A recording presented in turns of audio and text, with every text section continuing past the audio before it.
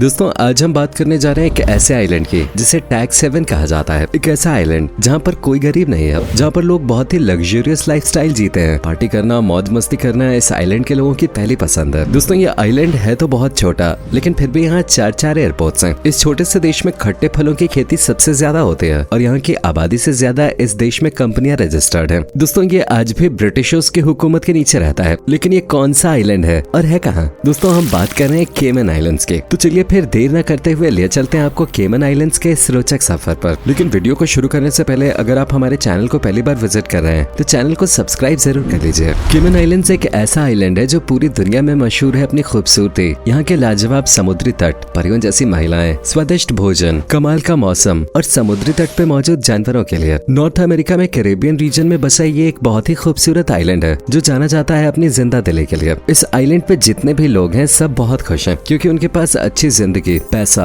रुतबा, लाइफस्टाइल और वो सब कुछ है जो एक इंसान की नीड है। इस आइलैंड में आपको भिखारी देखने को नहीं मिलेंगे। इवन भिखारी क्या होते हैं ये शायद इन लोगों को मालूम ही नहीं है, क्योंकि यहाँ पर हर कोई वेल सेटल है। हर किसी के पास रहने के लिए अच्छा मकान, खाने के लिए हेल्दी फूड और घूमने के लिए पैसे हैं। वीकेंड पे तो ऐसा लगता है जैसे इस आइलैंड पे कोई त्योहार सेलिब्रेट किया जा रहा है। यहाँ लोग रात भर पार्टी करते हैं, एक दूसरे के साथ एंजॉय करते हैं और रात भर शहर में लाइटें जगमगाती रहती हैं। दोस्तों इस छोटे से देश को आज दुनिया के सबसे अमीर देशों में काउंट किया जाता है। 23 के अंत तक 80,148 बिलियन डॉलर्स तक पहुंच जाने की उम्मीद है। यही नहीं, यहाँ का पर कैपिटा इनकम भी काफी हाई है। प्रति व्यक्ति 73,600 से 91,392 डॉलर्स तक कमाता है, जो इंडियन करेंसी में होते हैं लगभग 76 लाख रुपए। यही कारण है कि इस आइलैंड पे मौजूद हर इंसान खुश है। फाइनेंस और टूरिज्म इस छोटे से देश की इकोनॉमी के दो मेन पिलर्स हैं, जिन पर देश की अर्थव्यवस्था टिकी हुई है। केमन आइलैंड्स को दुनिया में one of the leading financial centres में से एक माना जाता है। यहाँ करीब 158 बैंक्स हैं, जिनमें से ज्यादातर बैंक तो विदेशी बैंक्स और कंपनीज की सब्सिडियरी बैंक हैं। इसलिए केमन द्वीप को दुनिया का 5वां सबसे बड़ा बैंकिंग केंद्र कहा जाता है। देश का सिंपल सा मोटिव है फाइनेंशियल सपोर्ट, सेफ्टी, इंडस्ट्रीज की रक्षा, प्रचार और विकास यानी डेवलपमेंट। इस देश में सर्विस सेक्टर से जुड़ी कंपनियों की कमी नहीं है। साथ ही मैन्युफैक्चरिंग, केमिकल प्रोडक्शन और पैकेजिंग सहित दूसरे सेक्टर से जुड़ी कंपनियां भी ज्यादातर लोगों के इनकम का सोर्स बनी हुई हैं।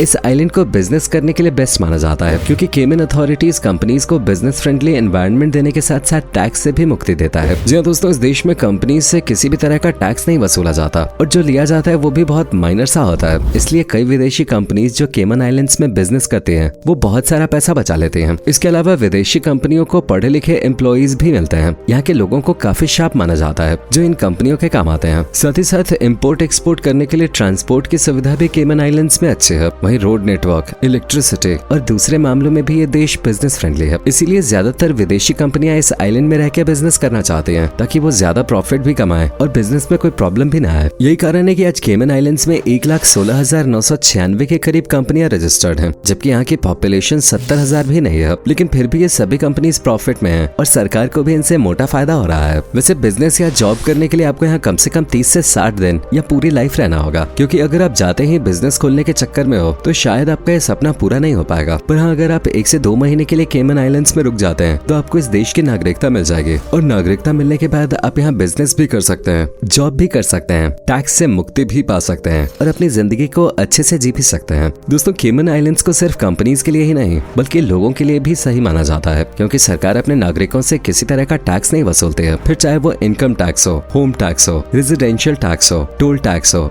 या कोई दूसरा टैक्स। यहाँ जो जितना कमाता है वो सारा उसी का होता है। सरकार उसमें से 1% भी नहीं लेती है। यही कारण है कि इस आइलैंड को टैक्स हेवन कंट्रीज में शुमार किया जाता है। केमन आइलैंड्स असल में एक ब्रिटिश ओवरसीज टेरिटरी है, लेकिन इस आइलैंड पे सारे काम यहीं के पैसों से और यहीं के फैसलों से होते हैं। यानी केमन आइलैंड सेल्फ डिपेंडेंट है हर मामले में, जबकि यूके यानी ब्रिटेन इसे सिर्फ इंटरनेशनल सपोर्ट करता है। यही कारण है कि इसे एक आजाद देश भी कहा जाता है। ऐसे ही आजाद ख्यालों के लोग भी केमन आइलैंड्स का हिस्सा हैं। ये बहुत ओपन माइंडेड होते हैं। कोई क्या कहेगा, क्यों कहेगा वगैरह जैसी फालतू चीजों पे केमन आइलैंड्स के लोग बिल्कुल भी भरोसा नहीं करते और जो मन में आता है वो करते हैं। ये लोग थोड़े कम टॉकेटिव यानी बातों नहीं होते हैं, लेकिन काफी एक्टिव और जिंदा दिल होते हैं। केमन आइलैंड्स दोस्तों इकलौता देश नहीं है, बल्कि ये 3 अलग अलग आइलैंड्स का एक ग्रुप है, जिसमें ग्रैंड केमन, केमन ब्राक और लिटिल केमन शुमार हैं। और इन तीनों ही द्वीपों की अपनी अपनी खासियत भी है। जैसे ग्रैंड केमन द्वीप पे आपको शानदार रिजॉर्ट्स, होटल्स, कमाल के बीचेस और हरियाली देखने को मिलेगी। वहीं केमन ब्राक द्वीप पर ज्यादातर लोग समुद्री जीवों को देखने और उनके साथ मस्ती करने के लिए जाते हैं। इस आइलैंड पे कई तरह के फिशेस देखने को मिलती हैं, खासतौर से स्टार फिश, जिसे हाथ में लेकर लोग सेल्फी लेना कभी नहीं बोलते। जबकि तीसरा आइलैंड यानी लिटिल केमन में आपको वन्य जीव की झलक देखने को मिलेगी। यहाँ आप विलुप्त हो चुके कई जानवर जैसे इग्वाना भी देख सकते हैं। देश की कैपिटल सिटी है जॉर्ज टाउन, जहाँ करीब 41,000 लोग रहते हैं। इस लिहाज से जॉर्ज टाउन केमन आइलैंड्स का सबसे ज्यादा आबादी वाला हिस्सा है। साथ ही से आप यहाँ का सबसे बड़ा क्षेत्र और शहर भी मान सकते हैं।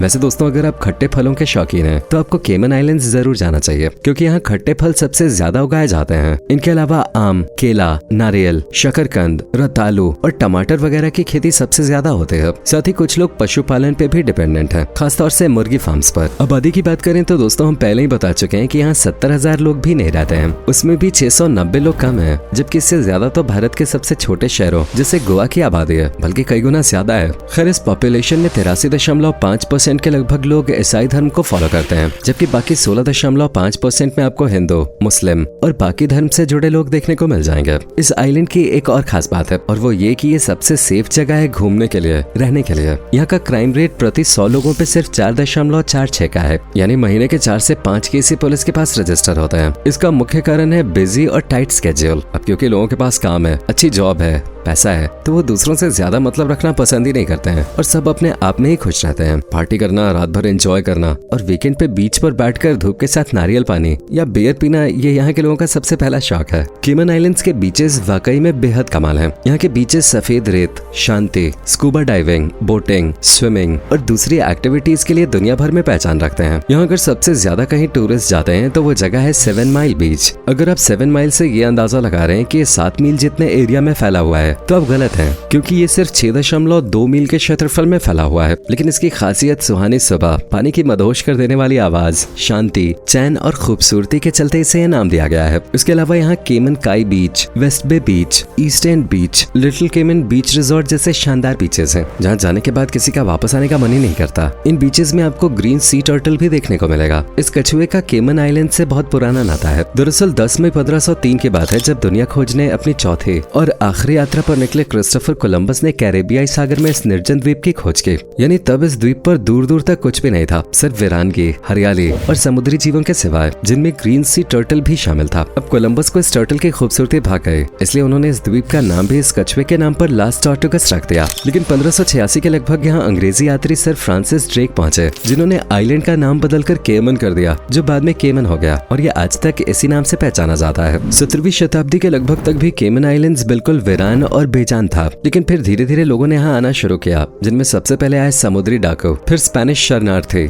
नाविक और जमैका के कुछ भगोड़े सैनिक और बाकी लोग। इस तरह देखते देखते केमन आइलैंड्स लोगों से गुलजार हो गया। फिर आया साल 1670, जब ब्रिटिशर्स ने केमन आइलैंड्स के साथ मैड्रिड संधि की। इस ट्रीटी के अकॉर्डिंग इस द्वीप पर अब ब्रिटिशर्स की हुकूमत चलनी थी। इस तरह 1962 तक केमन जमैका की कॉलोनी के रूप में एडमिनिस्टर किया जाता रहा। फिर 15 एडमिनिस्ट्रेटर्स की एक टीम बनी, जिसे ब्रिटेन की महारानी द्वारा चुना गया। इस तरह आज भी ब्रिटिशर्स का हक इस आइलैंड पे है, लेकिन ये फिर भी अपनी जिंदगी अपने हिसाब से जी रहा है। यानी केमन एक तरह से आज भी गुलाम है और नहीं भी है। वैसे दोस्तों, केमन के लोगों को पढ़ाई लिखाई का बहुत शौक है और इसका अंदाजा हम यहाँ की लिटरेसी रेट से भी लगा सकते हैं, जो 98.87% है। यानी यहाँ 100 में से 98 लोग पढ़े लिखे वेल एजुकेटेड हैं। वहीं हेल्दी खान पान, लाइफस्टाइल और प्रॉपर डाइट की वजह से इस देश के लोगों की एवरेज एज लगभग 81 साल है। 2012 के एक सर्वे के अनुसार केमन आइलैंड्स पे लैंडलाइन के मुकाबले 3 गुना ज्यादा मोबाइल फोन्स का इस्तेमाल किया जाता है। इस देश में ईसाई पर्व जैसे क्रिसमस को बहुत हर्षोल्लास के साथ मनाया जाता है। केमन आइलैंड्स की कैपिटल सिटी जॉर्ज टाउन से महज 20 मिनट की दूरी पर मौजूद है पेड्रो सेंट जेम्स, जो यहाँ का एक ऐतिहासिक बगीचा है और इसे 18वीं सदी के लगभग बनाया गया था। इस शानदार जगह पर घूमने के लिए लाखों की संख्या में लोग आते हैं, बल्कि पूरे केमन में ही हर साल बड़ी संख्या में लोग घूमने के लिए आते हैं। इस छोटे से आइलैंड देश में 1 या 2 नहीं बल्कि 4 हवाई अड्डे हैं, जिनके जरिए सामान को एक्सपोर्ट और इम्पोर्ट तो किया ही जाता है, साथ ही टूरिस्ट को भी लाया और ले जाया जाता है। पर इनमें से 2 को ही प्रमाणित माना जाता है, जिनमें ग्रैंड केमन पर ओवन रॉबर्ट्स इंटरनेशनल एयरपोर्ट और केमन ब्राक पर captain Charles cook Cornell international airport शामिल है। दोस्तों, इस वीडियो के बाद मुझे इतना तो यकीन है कि आप भी यहाँ जाना जरूर चाहेंगे, लेकिन आपको बता दें कि यहाँ का लाइफस्टाइल जितना महंगा और लग्जरियस है, यहाँ रहना भी उतना ही कॉस्टली है। यहाँ रहने के लिए, घूमने के लिए आपको एंट्री फीस के तौर पे ही 35 से 40 हजार तक पे करने होंगे। बेशक इस देश में सरकार लोगों से, कंपनीज से टैक्स नहीं वसूलते, लेकिन ये टूरिस्ट से अच्छा खासा टैक्स लेते हैं। यहाँ आने के लिए आपको लाखों रुपए खर्च करने पड़ेंगे, लेकिन एक बार अगर आप इस देश में जम गए, यहाँ रुक गए, तो आपकी लाइफ हेवन में जी रही परियों जैसी हो जाएगी। कोई कोई टेंशन नहीं, कोई भीड़ भाड़ नहीं, कोई शोरगुल नहीं और पैसा ही पैसा। तो इस बारे में सोचिएगा जरूर। वैसे अगर आप इंडिया से हैं तो दोस्तों केमन आइलैंड्स आने के लिए आपको कई बड़े शहरों से फ्लाइट मिल जाएगी। तो दोस्तों उम्मीद है आपको ये वीडियो पसंद आई होगी। पसंद आई है तो वीडियो को लाइक कर दीजिए और साथ ही अपने दोस्तों के साथ शेयर भी जरूर कीजिए। चैनल से पहली बार जुड़े हैं तो चैनल को सब्सक्राइब कर लीजिए और साथ ही हमें ये भी बताइए कि आपको केमन आइलैंड्स कैसा लगा। मिलते हैं आपसे अगली वीडियो में, तब तक अपना खास ख्याल रखिए और बहुत खुश रहिए।